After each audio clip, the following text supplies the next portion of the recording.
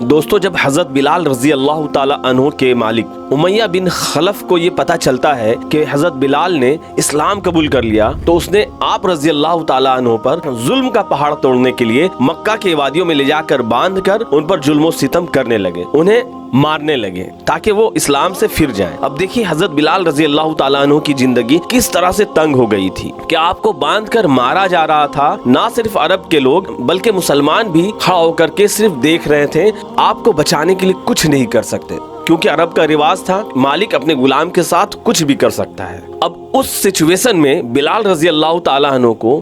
کس mind set نے پہاڑ بنا دیا؟ اللہ اور اس کے رسول صلی اللہ تعالیٰ علیہ وسلم نے اس وقت ان کو صبر دینے کے لیے، بلکہ حضرت ابو بکر اور عثمان رضی اللہ تعالیٰ عنہ جب ان کے سردار مار کے چلے جاتے، تھک کے چلے جاتے، تو بلال رضی اللہ تعالیٰ عنہ سے آ کر کہتے بلال تھوڑا سا صبر کرو، اللہ کے رسول وعدہ کرتے ہیں عنقریب اللہ ہمیں رومن اور پرسین کی بھی حکمرانی عطا کرنے والا ہے۔ دوستو یہ ہے وہ مائنڈ سیٹ، جب انسان مصیبت میں پھنس جاتا ہے تو اگر اس کے پاس کوئی ایک بڑا ویژن ہو تو اس کا مائنڈ اس سچویشن کے حساب سے نہیں بلکہ اس ویژن کے حساب سے سوچنے لگتا ہے، جیسے حضرت بلال رضی اللہ تعالیٰ عنہ سوچنے لگے، کچھ دن کی تکلیف برداشت کر لیتے ہیں، انشاءاللہ اللہ وعدہ کر رہا ہے کہ رومن اور پرسین بھی ہماری حکمرانی میں آنے والی ہے۔ اب اس مائنڈ سیٹ کا فائدہ کیا ہوا؟ آپ رضی اللہ تعالیٰ عنہ چٹان بن کر ان کے سامنے کھڑے رہے، بس ایک دو دن میں امیہ بن خلف آپ کے ہمت کے سامنے ہار جاتا ہے اور اپنی جان بچانے کے لیے آپ رضی اللہ تعالیٰ عنہ کو حضرت ابو بکر رضی اللہ تعالیٰ عنہ کے ہاتھوں بیچ دیتا ہے، اور حضرت ابو بکر رضی اللہ تعالیٰ عنہ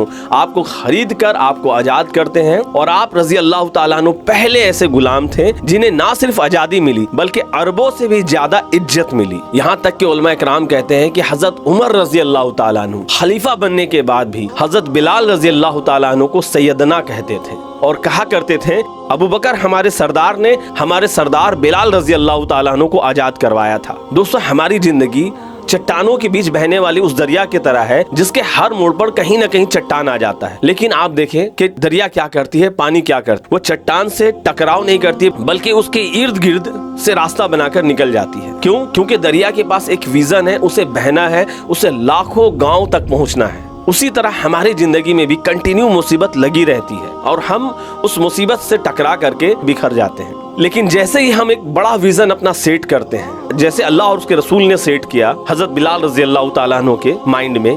آپ سے یہ نہیں کہہ رہا ہوں کہ آپ اپنا مائنڈ سیٹ بنائیں کہ امریکہ اور رسیا پر ہم حکمرانی کریں گے، بلکہ یہ مائنڈ سیٹ بنائیں کہ آپ جس بھی فیلڈ میں ہیں، چاہے بزنس میں ہے، چاہے ایجوکیشن میں ہے، اس فیلڈ میں ورلڈ کا نمبر 1 پوزیشن حاصل کریں گے تو ہماری زندگی میں آنے والی ہر مصیبت ہمیں ریت کا ایک ذرہ نظر آئے گا، تب جا کر ہم اسے آسانی سے حل کر پائیں گے۔